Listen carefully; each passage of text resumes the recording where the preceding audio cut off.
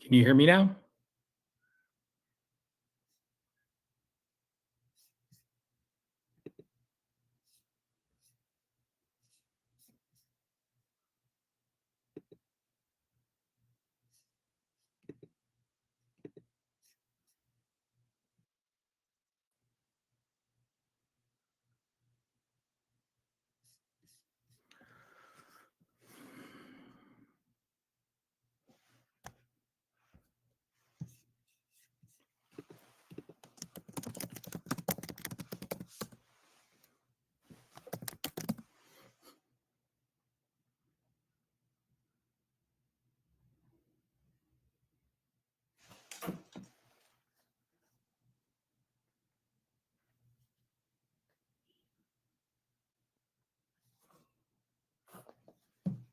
Okay, I can hear you now. you can hear me now. Okay, great. Yes. All right. Oh, I see what's happening over here. Give me 1 second, everybody. All right, there we go. Hey, Chaz, how are you? I'm well. How are you? The technical difficulties, everyone. We're doing it live as um, Bill O'Reilly used to say. My name is Eric Wilson. I'm the executive director of the Center for Campaign Innovation. We're the research and development lab for the conservative movement. We want to make sure that our campaigns and think tanks and allies are operating as effectively as possible. So we spend a lot of time talking about technology and tactics and training. But the fact of the matter is we have access to the same money and the same technology as the other side, but often it's an issue of culture and driving adoption. And the way that we actually achieve that is through soft skills, like being able to convey a vision, also being able to have a network of bringing people together or having people that bring you onto projects. So that's why I'm excited to have Chaz here today to talk about the art of strategic networking. Now, I want to share a little bit about Chaz right now. So Chaz Sarame is the founder of Big Fish, a talent recruitment firm for the political and public affairs industry. He's the co-host of the Rules of Network, which is a 5,000 member strong professional networking community. It's huge. Anyone starting out in DC or looking to grow connections needs to go join that Facebook. So welcome, Chaz. Thanks for being here today. Thank you so much, Eric, for having me. And it's great to be here, and it's great to be talking relationship building. I I did it myself early in my career, starting out on campaigns, and I I made a lot of mistakes. So when I can share and impart that information that I learned along the way and help other folks make skip those steps and not learn the hard way, I'm always happy to do it. Yeah, it is. It's a real value add whenever you can have a Sherpa and someone who tells you what not to do. I'm glad to get started. So, a couple of housekeeping notes to folks. So, we are recording this. So, if you do have to drop, or maybe someone would benefit from this, you can send that to them. It's one of the benefits of doing webinars. I think it's always a trade-off of the in-person networking versus learning the content. So I think this is one of those where you're going to watch the content and then go have to network in practice. Please share your thoughts in the comments here. So, Chaz and I are looking at this. We'll get to every question we can. This is obviously more fun when people are being interactive. But to kick us off, Chaz, my wife and I just watched King Lear. So this is why I want to do this in kind of a 3-act play, because I really see that there's kind of 3 acts to our professional career. So the first act is getting started. Maybe you've decided to do a career transition, but most likely you've just graduated from school and you're ready to work in the political industry. And I think, just for the sake of keeping it simple, we're talking about campaigns. We're talking about Capitol Hill. We're talking about political and public affairs agencies. We're talking about think tanks, sort of all the world of politics broadly. So what's your the it's been 20 years since I've had to do this. You're obviously more in touch with it than I am. But what's the current advice you give on recent graduates who are looking to break into the campaigns? What are the things that they need to be doing to land a job in this industry just starting out?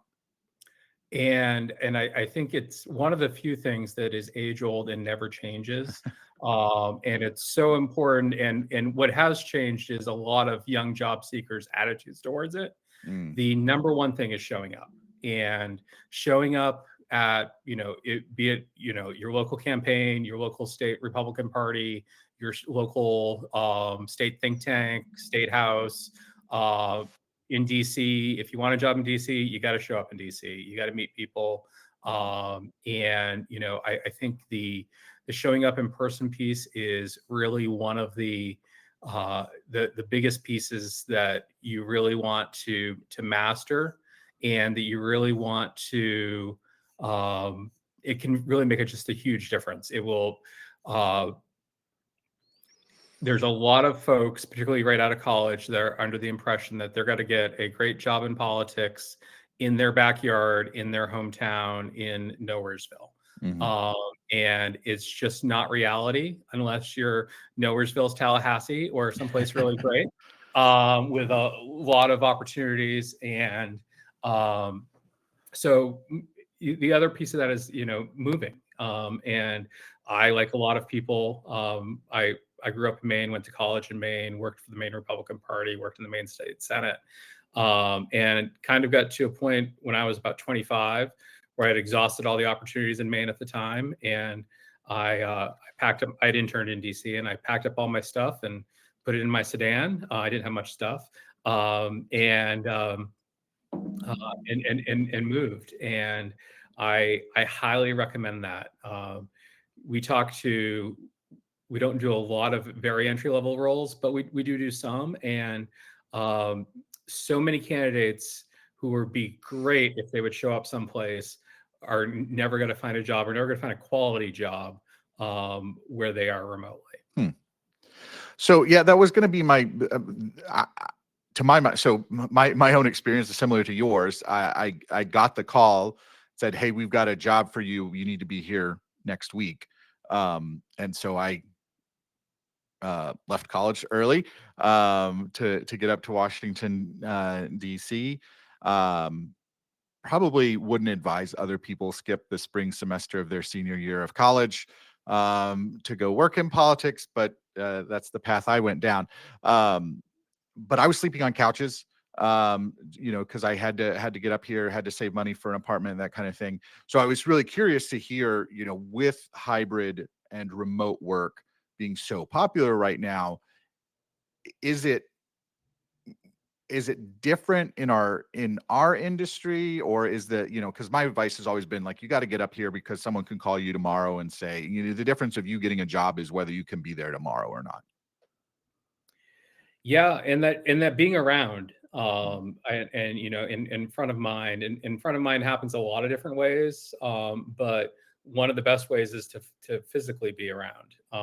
And I think particularly early career opportunities. And I talk about this with a number of folks a lot, that so much you learn early in your career is through osmosis of sitting in a meeting that you're not supposed to talk in, mhm. or and watching your coworkers, and watching your coworkers in some cases be great role models, and other cases not be great role models, and be like, oh, I'm not going to do it like that guy. Um, and that, that may be a peer, that may be a boss, it may be a lot of different things, but you don't get that same experience over Zoom. And I think remote work is best executed and we can talk more about that in a broader context too, but it's best executed in an environment that's built remote first, and has a culture that really invests and spends time in building a culture inside the organization. Mm, And it's also best executed after you've had a few in-person jobs and you built out your network and you built out a skill set that's in demand. And there are great remote opportunities, but I think what you risk as a entry-level employee is never getting those soft skills and never building out a network that will help you beyond that first job. So it really puts you in a situation, and we have one client actually that requires their first year of employment to be in DC in their offices, and after that you're allowed to go remote. But the trade-off with them is basically a contract that says you're not going to be promoted in this organization, and Oh, wow.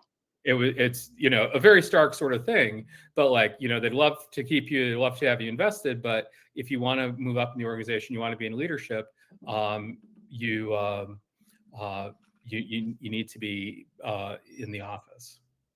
Yeah. Well, yeah, and exactly that flexibility works both ways for both employee and employer.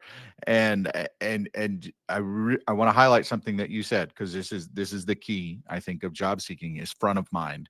Talk to us a little bit more about what front of mind means, and how we do that aside from just being present. Yeah. So networking is a big part of that, and networking can happen in person and remotely and via email, etc. And I think the key to that is stay in touch with your network, the folks you built relationships with, and follow up with them. When you follow up with your network, particularly if you're in your job search, make it very apparent, um, you know, how they can help you. I think there are a lot of folks, I get these calls sometimes too. Can you help me find a job? A Yeah, job here's is an application to McDonald's. yeah, Yeah, right. yeah, no, Aldi down the road from my house is always hiring. And it's like $24 an hour. So it's um and no experience. But again, you get to work at Aldi and you don't get to change the world. So the so I think following up and staying in front of folks, and really finding ways to stay in regular contact, but not be sort of overly annoying and overly aggressive, is really key to that. Yeah, I think exactly. As someone who's I love mentoring, and I'm always happy to connect people and try and help them find jobs. You just have to make it super simple for me to say yes, where you say, "Hey, Eric, I see that you know Chaz. I'm applying for a job at his company. Could you provide a quick intro to me on email?" That is how you stay front of mind, not, "Hey, Eric, I'm looking for a job. Think of me." Some of us kind of have those lists of who we're looking to place and job hirers, but it's so much easier to just make it easy to say yes to someone. I read a blog post a few years back. This reference will be lost on people now. It was, think about 35X at Reagan Airport. So for those who don't remember, 35X was kind of the most chaotic gate at Reagan. You had to get on a bus to go out to your airplane. And so think about someone who's just kind of like milling about with 15 other flights, and you got their attention for a minute. What are you going to get them to say yes to? Yeah, no, so key. It's what they're going to be able to say yes to and how they can help you. And I think another big part of it, and a mistake I made early on in my career, is putting all your eggs in one basket. Mm, Every sort of young campaign worker, et cetera, knows somebody that's super connected and can probably help them find an opportunity. But those folks also know a lot of other folks, and they also probably know a lot of other folks in your shoes, which can make it challenging even if you have impressed them. And they also, I think one of the things about networking is, in that 35X examples, so great, is you never know what's on the plate of the person you're reaching out to, right. and they may have every intention of helping you. They may have chaos going on in their work life. They may have chaos going on in their personal life. Extra demands on their time that you don't know about, and even if they sincerely mean to help you, they might not do it. And some people are just not good with follow through too. And And so, you know, not putting your egg in one basket is a really big key, particularly early on in your career, but later on too. Yeah, we call those weak connections are often times where you're going to get the biggest opportunity. And I think we'll get into a little bit of this in Act Two. But before we move on to Act Two, it's a webinar discussion in 2025. We have to talk about AI. I know that we are, in kind of the corporate world, we're seeing AI screening. There's even AI interviews where you have to talk to a robot before you can talk to a real human. Are we seeing AI change hiring in our industry, particularly in light of some of the concerns we saw in Axios yesterday, how Jim Vandehei was talking about there's going to be a white collar bloodbath, he called it, especially for those entry level jobs. Are we seeing any of that right now, whether that's in the hiring process or those openings of roles? Yeah, we're starting to see it. And I would say the first time we saw it about 2 years ago, we had a role that was a perfect overlapping concentric circle with somebody that was good and really efficient at AI. It was for a data researcher who was either in grad school or just graduating grad school. And we started getting all of these amazing cover letters, which is a typical screening device for it. And cover letters are very formulaic. My formula for a cover letter is I'm great, you're great, let's be great together.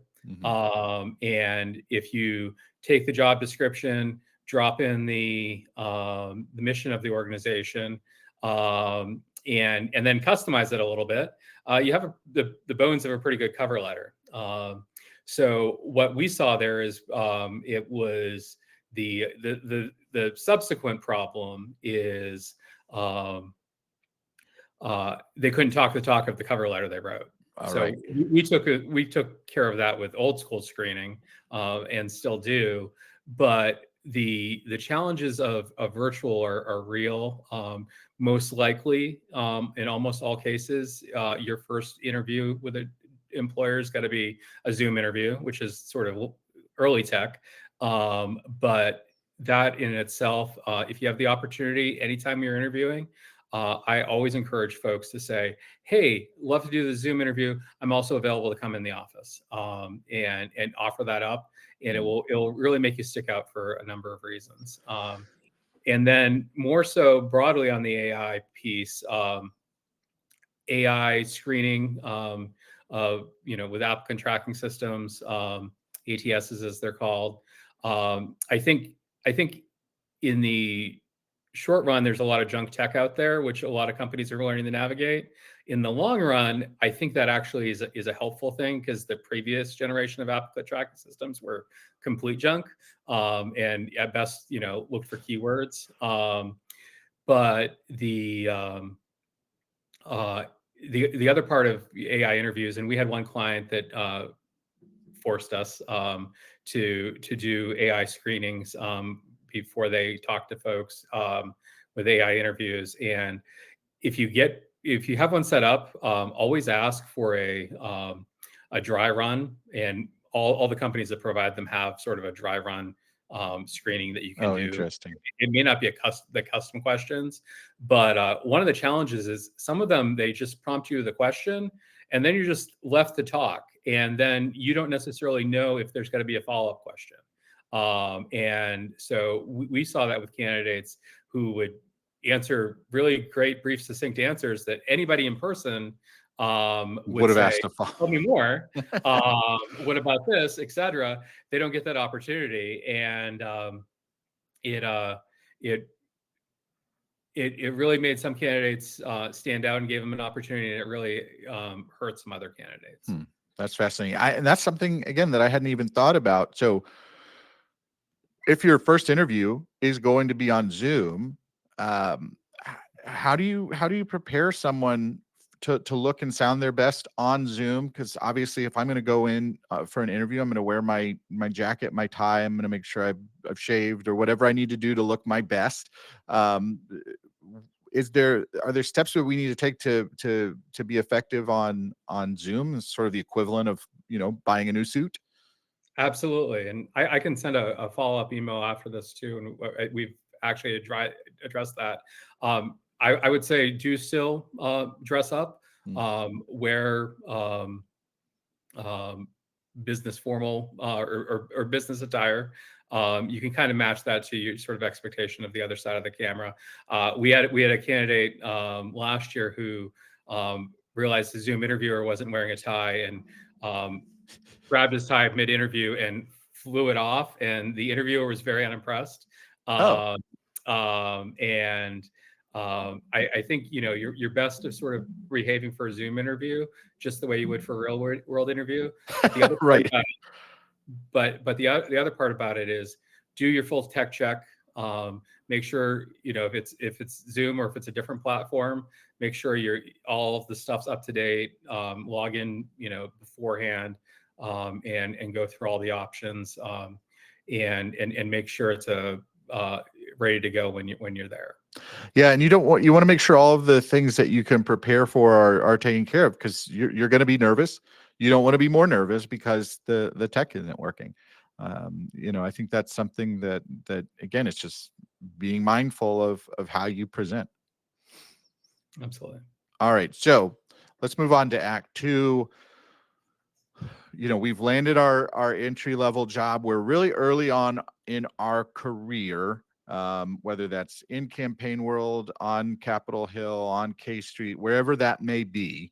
And so we know that in politics, your network is your strongest asset. So what can someone who is early on in their career do to build their network in a strategic way, where they are, they've got responsibilities. They're not the ones out hobnobbing necessarily for their job.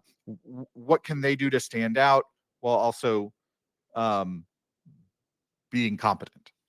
Yeah. So I think finding ways to hobnob, finding ways to get invited by your coworkers, and maybe your supervisors to hobnob both on behalf of your employer and on your own, is very important. I think the other really key part of it is a couple of concepts.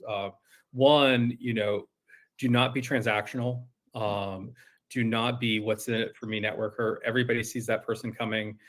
Nobody wants to talk to them. Nobody definitely wants to talk to them twice. Really approach all of your networking conversations and your relationship building as if you're meeting somebody and you're going to keep that relationship for a lifetime. And also make sure you take an authentic interest in them, learn what they're up to, what their interests are, and then really lead with a "how can I help you" attitude. And Keith Ferrazzi, who wrote the book Never Eat Alone, calls this co-elevation. And if you are the person that's always helping and finding opportunities to help the people around you, those opportunities are going to come back to you directly and indirectly. And you don't even anticipate the ways those will happen. But if you're always the person with the ask, and people see it as transactional and you're just looking for their help, they're gonna move on and help other folks. But if you can help the folks around you as they need help in their careers, you'll have a great network of folks that, as Morton Blackwell would call it, a healthy reciprocal network of IOUs. Right. Exactly. Yeah, we live and die by the Morton Blackwell rules around here. So that's also just good life advice as well.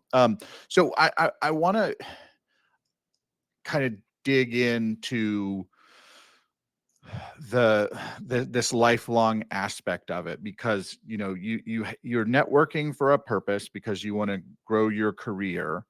So we're interested in people who can do things for us right now, but again, in that co-elevation spirit, versus on down the road. And so like I give an example, that my network includes people that I've worked with, and so knew in that professional context at that moment, and then people that I didn't work with but that were good friends, and eventually we got to work together. Wh- What's the right balance on that? So, particularly if you live sort of a political life in the political sphere, and many of your friends come from that space, uh, anticipate all of your friends are going to be somebody you work with somewhere in the future. Hmm. If you have friends that you wouldn't want to work with, also evaluate those friendships, and is that a person you really want to be associated with? But I think I've had everybody that works on my team. We've had prior professional relationships.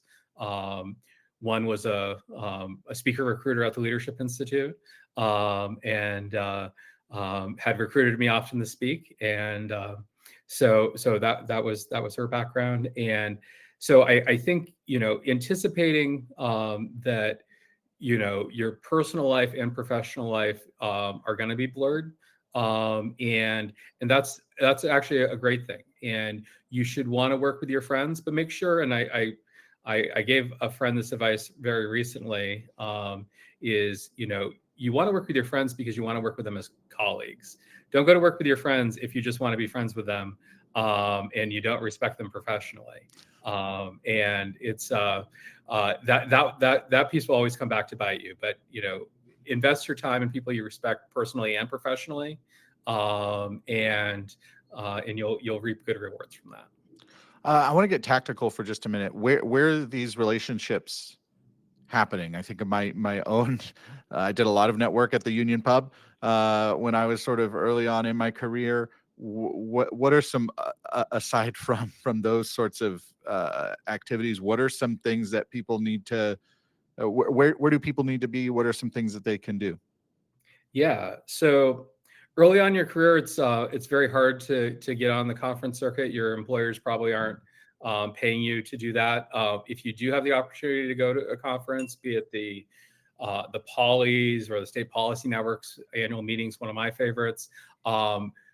Beg, cheat, and steal your way to get to those conferences from your employer, and the uh, because those opportunities are, you meet a whole new different world of folks Mhm. who are at other organizations, other employers, maybe also don't even live in DC, that you might meet dozens or if not hundreds of people over a few days, where you'd never get that opportunity to meet those people someplace else. And so that might mean signing up for booth duty on a weekend or something like that, and have to lug around an exhibit booth. Sign up to be that person, and um, you know otherwise, I think we have a sort of a challenging time right now.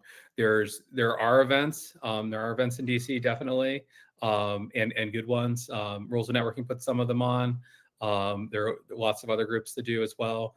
But I think what you want to do is find networking events where you have access to not only a group of peers, and peers are important, but it's also so important to build a diverse network and to build a network of folks that are more senior than you, more folks that are do different things than you, and even we're all sort of conservatives here, but knowing a few Democrats and all of that also helps too, and in building relationships across the table, and folks that you can learn from across the aisle. So.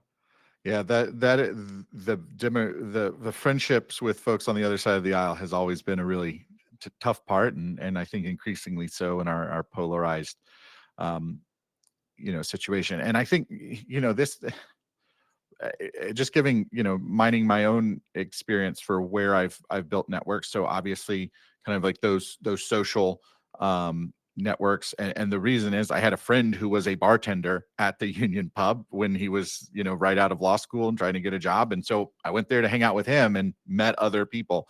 Um, Similarly, your alumni network, I think, is a good one if you've got a lot of other folks up here, because that, to your point, it's not just your peers, but it's up and down the demographics of, meeting people older than you, meet people younger than you. And I think, your alumni networks allow you to do that. I think if you're involved in, you know, things like arts, I think, not the best networking, but it was good. And sometimes I meet people through, singing or something like that. And then if you are a person of faith, your church or religious community is also a great way to meet people across the generations. And this, I think, is, I guess, my frustration with the move to remote work, and is that now so many of my peers no longer live in the Washington D.C. area. People that I came up here with 20, that always happens where people kind of cycle out. But now there are people who are working in this industry but live, a couple of plane rides away. How has that hurt people's ability to make networks across generations? For young folks that don't already have those networks, I think it's hurt a lot. Mm. And it also can, hurt a lot if you're going into an office where, all the senior staff is, working hybrid or mostly remotely. So it's sort of only a junior tier of staff that's in the office. And I think that's worth investigating if you are looking at an entry level job. Who's showing up to the office, and Mhm.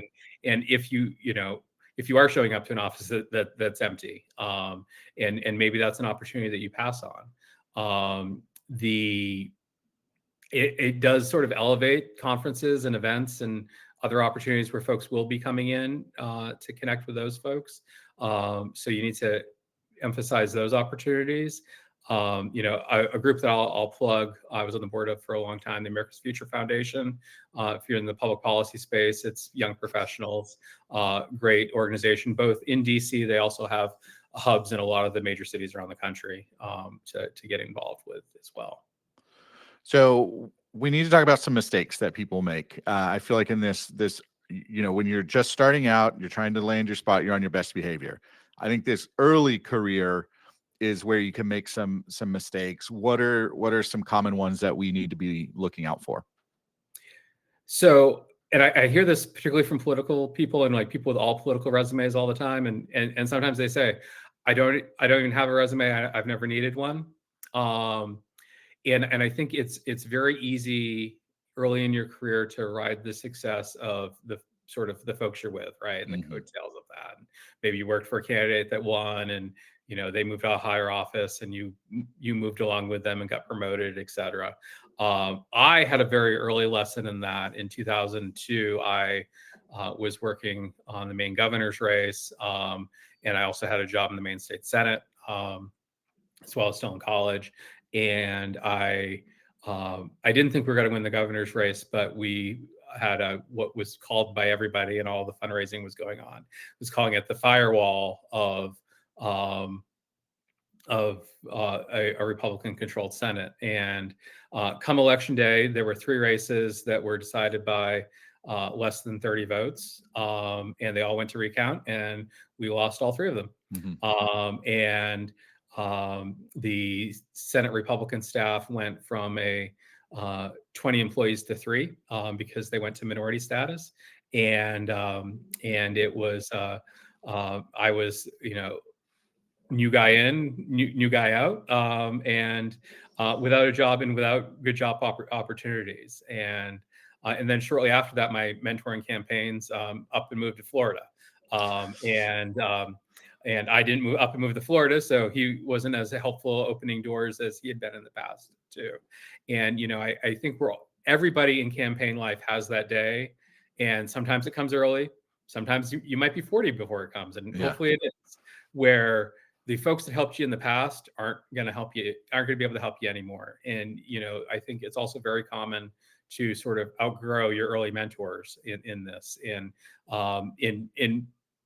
I think there are always things you can learn from your mentors, but they might not have the networks or the success that you've had.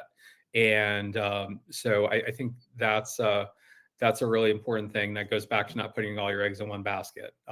Diversify, um, you know, build your network, build um, dig your well before you're thirsty. So Yeah. Well, I think that's a really good insight about, um, you may outgrow your mentors, and I'm thinking about my own experience where I started out on Capitol Hill. I thought that's what I wanted to do. I had lots of great mentors who came from Capitol Hill world, um, lobbying, that kind of stuff. And then I found out, after a few years in, hey, I really like campaigns and I want to go work on campaigns. And so those folks who were very helpful to me early on, I still like catching up with and still like talking to, but they're on a whole other island from where I am. And so that's a really good way to articulate that. I think it's some other mistakes that I've made, Chaz, that I would pass along to other folks not to make. One is mistaking proximity for authority or your own value. And so just because you are, maybe in this room with a bunch of congressmen or, listening to one side of a conversation does not mean that you are an important person, or that you have some sort of authority that you don't. I think that it's really, I mean, it's hard not to. It's going to go to your head. You're in this really cool place. You're at the center of, what's on the news. Um, I think that's number one is don't confuse your proximity with something. Because I'm sure you and I both know a lot of people who thought they were riding high, and then when their boss leaves, they have nothing. One other mistake that I see a lot is I think you would call it transactional, where someone is just like, who can get me to this reception, who can get me to this party, that kind of thing. And there's networking, but it's not strategic networking. yeah, and that transactional networker, the person that you're talking to that's always looking over your shoulder to see who more important than you they can talk to in the room. People sniff that out real quick, and also like the inauthenticity of that is really quickly seen, and you don't want to be categorized as that person. And folks, make quick impressions of folks, and if that early impression is not a good one, it will last you a long time. And so make sure to be authentically interested in it. The other thing I'll say is, I always say, make sure you network more senior folks and your peers. But as you move along, also the junior folks. DC is a wild town where somebody can be an intern one semester, and a year later they're working at the White House, and a lot of careers rise very fast. And you never know those relationships. And I've had interns become clients. I've interns become placements. I have been infinitely helped, as much, if not more, by folks that were at one point below me in the tree, um, to who are now in very senior roles. And you never know who those folks are going to be. So take an authentic interest in everybody, and really double down on the folks that you like and you have a good rapport with, and that you're co-elevating and advocating for them too. Yeah, that's really important. And I would say the flip side of that is also true. Don't be mean to people. Just in general, even if someone's a bad person, you're probably going to run into them a bunch more times. And so there are definitely times in my past where I've soured a relationship that I just can then not escape, and also need to figure out a way to work with that person. Before we move on to Act 3, I want to make sure folks know, invite them, encourage them to put in their questions in the chat. If you've got questions for Chaz about strategic networking. So we're Act 3. We've been at this for a few years. We've got our network. When someone's looking to level up, maybe into a different role, different office, different branch of this industry, what are the conversations they need to have with their network to prepare them for that move? Yeah. So one of the things that I encourage folks to have, and I learned this from a book that I highly recommend called "Design Your Life" by Bill Burnett and Dave Evans, and the whole book's about using design thinking to um, design your life, including your career. But one of the ways they frame it is have conversations with folks about not just your next job, because a lot of folks will dismiss that conversation very quickly if they don't think they have that next job opportunity for you. Ask them, frame it in terms of the job beyond your next job. So, don't get too invested in, 5, 10 year plans, particularly in politics. But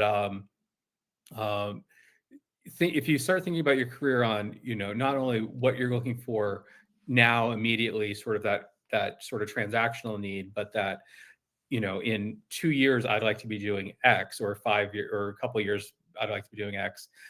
Have those conversations with your mentors and your friends, and also, ask your friends, who is it in this X space that I want to be in? So if it was campaign tech and innovation, I would say Eric's your guy, and amongst others, but the leading expert. And but then ask them who the folks in their networks that they would be willing to introduce you to and connect you with. Yeah. What do we need to be doing to be front of mind at this stage of our career? So keeping that relation that those relationships up, I think it's very easy to sort of get lost in the sort of busyness of life. You get a Mm. relationship, you get married, you have kids, whatever it may be, and folks that were maybe at Union Pub, you saw once a week, all of a sudden it's been now 6 months since you've um, seen them and caught up, even if they're maybe they're a former client, maybe they're somebody that you were working with often, that it's now been a little bit longer. A personal CRM. Mhm. I think if my friend Alan Fuller is not on, I will definitely Give him a plug plug. him and determine his personal CRM. Contact Drive now. Contact So Drive. yeah, Sorry. yeah, yeah. Thank you. Um, We and worked hard to get a better name. Yes, and it is definitely a better name. And I think keeping a list of, and you can start it short, but um, you know, I would say 75 to 100 of the folks that are sort of your most important relationships, and make sure you touch base with them. Call them on their birthdays. The phone is the new secret killer app. I would have said I also say a handwritten note is a killer app. It doesn't need to be handwritten; just something that you send in the mail Yeah. is a killer app, because well, that used to be the regular standard when I first got into the employment world. Of you send a written thank you note after a follow up. The number of written thank you notes that I get or my clients get is minuscule. Mhm. And if you send that written thank you note, you're going to stick out, and your level of professionalism is going to stick out. But call people on their birthdays. Everybody, social media is people on their birthdays. They'll text them, get the happy birthday hat emoji, all of that. I got a couple hundred of them. But I might have got, like, outside of my family, 5 phone calls. Yeah. It's a great way to check in with folks. And it's a great way to sort of stay top of mind. Find other opportunities to do that too. I try to touch base at least once a quarter with the key folks in my network, and that might just be a quick email. It might be a hey, this event that I've seen you in the past, are you going type of email. And but do make a regular cadence, and make a regular effort to stay front of mind. And a personal CRM contract drive for another one Yeah. is a great way to do that. And one of the and sort of, if you're looking for a more advanced tip, and I think anyone can kind of customize this to them, and this comes from my own experience again of uh, I started a newsletter back in 2016 when I lost my job because Marco Rubio did not become the Republican nominee for president and we shut down the campaign, I started a newsletter of like, here's what I'm seeing. That is now the Campaign Trend newsletter. I've got thousands of subscribers to it. There's a podcast, but it started out as this was an email that I sent to like 10 or 15 people of like, hey, here's some things I'm reading. And it became so powerful for me to have that staying front of mind, once a week, where I sent out an email. And then, I mean, I think every consulting opportunity I get now comes as a reply to an email or a podcast. So, not everyone's going to be in a position to do that, but you're reading things, you can send out and clips to people or whatever. I think that's another really great tactic. I want to shift. So I think this is the hardest part. Certainly been the hardest part for me, of especially if you get a job where you're at an organization and you're riding high, everyone wants to be your friend because they think you can give them business. And then eventually you go to the other side. And so you've got this great network of people who like you and they were taking you out to lunch and golf and all the things. And now that you need something from them, they're kind of nowhere to be found. What, how do we navigate this transformation of like a personal network into more business development, where we want someone to become a client or a donor or something like this? So I think the folks that are most successful at that are the ones that always practice co-elevation and have been helping other folks out the same way, without asking anything for a long time. But, and the other piece of that is you want to make sure it's if you're in a sales opportunity, which may be, business development at a firm or anything, you want to make sure you have a top-notch product, and that you're selling something good. And, I think, sales opportunities for bad products are abundant. And you want to try to steer clear of those, because, they might like you a lot, but if they don't like the product, it's dead in the water. But you also really want to take a consultative sales approach, where, you're talking to them about the opportunities, where your product can help them, and get their job done. So it's answering their challenge in front of them, not just your sales quota. Right. Yeah, co-elevation. I think that's going to be the theme of today's conversation. Making sure that you're bringing people along with you. You want to be the type of person that people want to work with over the years, because it is a long ball game, as Morton Blackwell says, in those rules. More specifically, what are we? What are the skills that we need to do to make that transition, where because I think this is the piece that people miss. They say, oh, I want to go be partner at a firm. Like, okay, that's great, but do you know that you need to be selling to become a partner? And you want to have your own, like, I think a lot of people who kind of, before they get to Act 3 or they're trying to finish Act 3, don't realize how much selling is in there. So are there things that we can do when we're networking to practice that sales muscle, even if we don't necessarily have something to sell right away? Yeah, that's a good question. I think the talking to folks about what you're doing and sharing that, and sharing if there's a way that you can collaborate, share opportunities, etc. Also, building that consultative, not the consultative, but that co-elevation of finding folks and how can you help them solve their problems, and asking them what their problems are. And that's a big part of, and then helping them find solutions, and the solution before you're in that selling phase may be somebody else's firm. And it may be, hey, work with these guys on this. They're really experts at it. And, you do that a few times and you might end up with a job with those guys. Yeah. So I think if you can understand folks' problems and challenges, and be seen as the person that can help them solve their challenges, that's lays a great road for you, whatever your future looks like. And then sort of the back to the selling thing. Senior roles, the most senior roles at every organization are almost all sales positions. So if you're the president, and it doesn't matter if it's a nonprofit, a trade association, political consulting firm, one could even make an argument for the president of the United States. You're selling ideas, you're selling, needing support, etc. And so if you want to really get past that sort of being an individual contributor, and rise to the leadership roles in an organization, you want to be selling. Yeah.